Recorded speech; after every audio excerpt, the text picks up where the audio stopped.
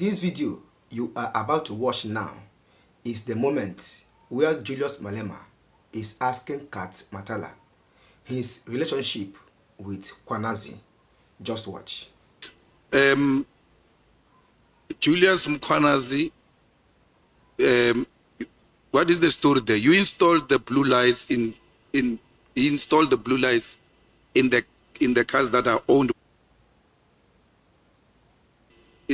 He installed the blue lights in the car. I needed cars to his to EMPD to him. So they took them into you. No. But there was a News 24 article that showed a lady saying Mama Cat is taking his kids to school in style, and they were playing with blue lights like they are playing with yo-yo. Yes, I'm divorced with my first wife, so I was not in relationship with my first wife. And Mama Cat is the media saying that. It's not her saying Mama Cat. So she's living her life, and then I don't even, and those are not my cars. So my cars are BMWs. I think everybody knows. I use BMWs. So those. So she's got cars also with blue lights, no, without your involvement. She don't have cars. Maybe she sourced a security company or what she did. I don't know. Because me and her, we don't have that relationship anymore. We divorced. What is your relationship with Julius Mkwanazi? Julius Mkwanazi, I will say, he was a friend. Was. Oh, so you donated because you had a friend who was in the position of authority? No, it's because I proposed to him when he was an operations manager that, listen, I want to donate the cars, but with conditions that we do brand awareness, and then I will also send proposal to... Protected by you? No, not by me. I went there when it was only once, and it was when it was state of the city address. It was only once. Yeah, but you went to fetch the mayor of the DA with your cars, yes, and they had blue lights. I don't know if they put blue lights on because I was not there. Was it not your protection that was driving the cars? Yeah, on that day. They came as backup. She had her own cars, so they only came. She needed backup. Or the DA mayor needed a backup from you? Yes. How does she need a backup from you when the Metro Police there is even as some sort of a task force? Yeah, sort of. I think Mkwanazi convinced them that my guys are special forces. Okay. That recording we heard about it in the thing there, do you say it's not legitimate? No, it's not. It's not. I even have proof of what happened. So you never gave Sibia money? No, never. You never said Sibia is a criminal? You stop speaking. But Can what we if pass the microphone to Honorable Matthias? I'm on, Chief. I'm in charge. No. Yes, I'm the one who is running the meeting. But I'm in charge. Yeah. I'm the one who is running the meeting. I want to hear her speak. Honorable Matthias, this is our arrangement. We won. Honorable Matthias, is your time. I see you speaking. Okay, thank you. Now, she's fronting, Chair. She's fronting. What? I didn't hear that. No, the person who's saying you're fronting, they will never even speak in the presence of their president. You see now what you did to me, Chair. So, the meeting with Mkwanazi, if we're to go to Lieutenant General Senona, will he give us or give you a confirmatory affidavit that you actually brought back the report from the guy who was tortured? Because you said you didn't go back to Mkwanazi. You actually told Senona that the guy has declined.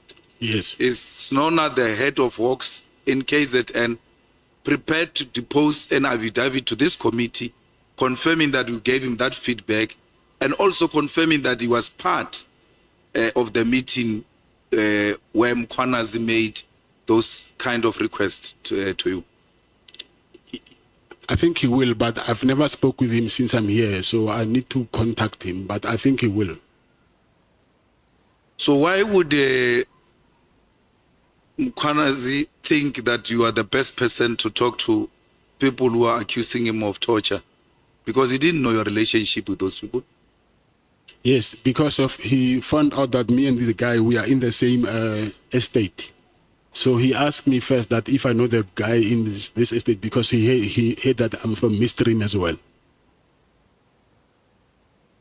So, and it was Minister Begitele who arranged a meeting. Yes. And Minister Begitele is the one who said, Mkwanazi can make these problems go away that you are confronted with. Yes. And to that effect, then arranged a meeting. When he arranged a meeting, were you present like the time he was calling Kumalo? No, I was not.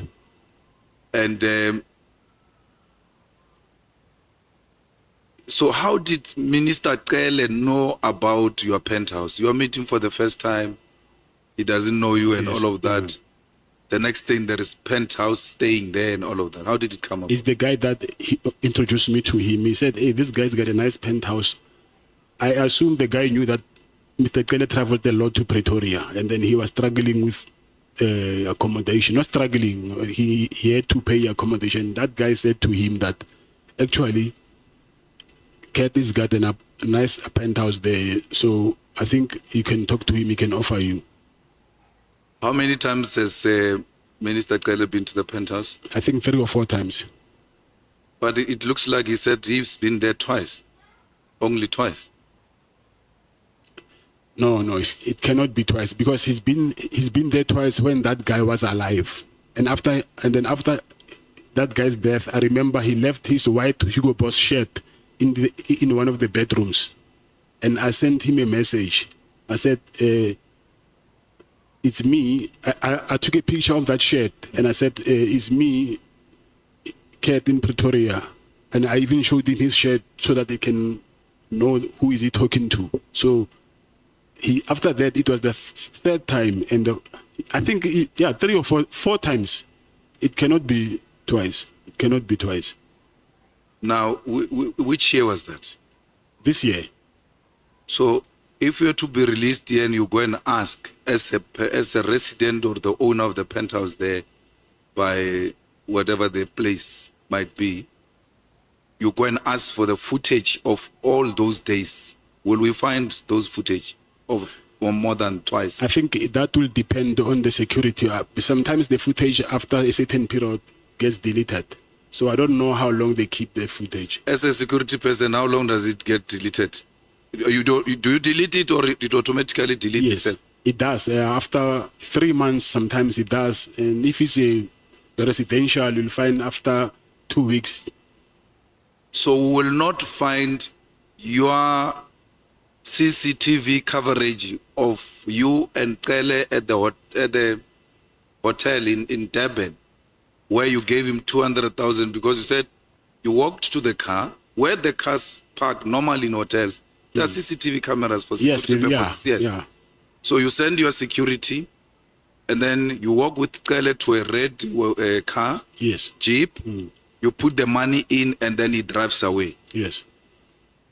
If we're to go and subpoena such a CCTV camera, will we find it? Yes. Yes, 100%. And then that day when I'm happy because you and Minister Kele are agreeing that you went to Durban to deliver the last, the other portion, the second last, I suppose. And then when you are there, your conscience said, no, this should stop. I'm not continuing with dishing out money. This is now amounting to abuse. And then you stopped. But he kept on calling you. So where you and him agrees that you were supposed to meet in Durban. Yes. That's why he gave you 20 calls. And you are saying, yes, I drove to Durban for purpose of giving him money. And that day, I took a decision, I'm no longer doing it anymore. And he gave you 20 missed calls. And we asked him, why did you call him so many times? He says, we were supposed to meet. Yes. So on the meeting part, you and him are agreeing. What we need an evidence of is this portion of the exchange. Even if it's not visible money, but as long as we see the Traore money from you, the Traore bag from you to his car, that's prima facie enough. So, did he really make those calls on that day when you decided no more? I'm no longer answering his calls. My phone is, even now, is here with my legal team. His missed calls are still there. You can even see them now. And we need some, even if it's small evidence that demonstrate that you indeed exchanged money, because the problem is that Mabonga is dead. Yes. And the protector that went to fetch the Woolworths bag, is he still alive, and will he be prepared to dispose an affidavit that you send him in the presence of Minister Traore to go and fetch a bag? And obvious, if he's a personal protector, meaning a bodyguard, he will walk with you or behind you as you walk to the car with Minister Traore, and then you putting, will he give us some affidavit? Yes. Yes. I'm worried, Mr. Matlala. 12 cases withdrawn, 1 guilty verdict, 1 not guilty verdict, 1 acquitted. And you've got police around Pretoria here who are sent around as your eyes boys. Why would the police go and fetch a car to... Your story is actually making this the case of that police officer even worse. Because you take a card from your PA, you give it to a police officer. What stops a PA from taking the card to go and buy a battery and bring it to you? Because generally that is the work of the PAs. And here police are being converted into PAs in the absence of the PAs. They're actually being given the job by PAs that they said, I must give you a card to go and do what I'm supposed to do or I'm employed to do. What should we take of this kind of a relationship you have with police, and the next thing, cases are withdrawn, and meaning the people who have actually complained in these cases have never experienced justice? Because this will somehow, the reason we're asking you about this police officer is to determine your proximity to the police in this area, and to determine whether police are actually under your control. No, they're not under my control. Yeah, but why would you send a police? And he's probably older than you. No, he's not. Or he's a small boy. He's a lighty. Okay, so you were sending a lighty policeman to run around. Not a lighty. You know, when you, like a little brother, I will say that. So not a lighty in a defamatory way, manner. Okay. So I'm saying sometimes, yes, you might be a policeman, but at home you are a brother, you are a sister, you are a father. So when you are at home, whether you're a policeman or not, or you're a judge, if I'm your older brother, I can send you whatever, then you will do that. So it's not because of I'm undermining you as a police officer or as a judge or whatever. But I'm saying you can send a judge who's your younger brother to go and buy a battery. Oh, bread or whatever you want. Yeah. A judge. Your brother, I think he will, when he's at home, you know, he'll call you Abuti, whether he's a judge or not. So that respect will always be there. Thank you. Thank you, Mr. Matlala. I want my sister to have an opportunity to speak to Kat, even if it's not too long. Let's go. Thank you, Mr. Muffa. Just quickly, this thing of your lifestyle is quite bothering, right? So you have, what is it, like 14 guards? You have 14 guards, personal security. Yes. So President has said the expense that just comes with that. You generate, you said you've got like about 2 million that you generate from one of your security companies, but you also have other businesses. Your lifestyle is large. It's large. It's large. 14 guards a day going around. Just talk about the guards. Then you said you got 9 kids. I'm assuming most of them, if they're still at school, they all go into private school. I'm sure you live in a very huge flash. I'm just talking your lifestyle alone. Does not quantify the amount of income you're saying that you received from your legitimate businesses. So I don't think, and maybe you must talk to it, is that one of your best friends, you've said, is a producer of drugs. How is it that you're not part of selling drugs when your best friend is that? You've just spoken to his mother. His mother has even said he's given you a plate of food. How are you supporting your lifestyle? With my businesses. But there is proof in my bank statements where the money, you can trace where the money comes from. It's not like it's a cash deposit from private people. So you can see that it's this company and then there's an invoice. So you can trace where the money comes from. So you'll be open to having a SIU investigation into your lifestyle to match? They're doing it now as we speak. Okay, so I guess we'll have to wait for that to come. This is also bothering me. So when you're going through passport, do you have special treatment? Because how is it that when you're going through border control, you don't know that passports are not stamped? It's not possible. I'm saying it's an oversight. No, it can't be. There's no way you're there by the passport control. So do you go to passport control, or do you sit in the car and you have handlers go through, stamp the passports, and then they go through? Because you're there at border control. You sit there and you see, like, you'd know that your passport is not stamped. So, but it's not only my passport. I can... So that's why I'm asking. Yeah. Did you personally go through border control, yes, or did you have handlers do it for you and you were standing on the side? The car will park next to the office, and then they'll want to see. Obviously, I'm inside the car, and then the BG will take all our passports, and then the authority will come, and then they want to see our faces first before they can compare with the passports. So they do that. So what happened, I really don't know. On both sides, both the South African border side and the Lesotho border side. No, it's only, they've noticed it on the 19th when I went to Eswatini, and when I came back, it does not show me coming back to South Africa. From whose side? Exiting or entering? Coming back to South Africa. From whose side? Exiting or entering? Because you have to get to... Entering South Africa.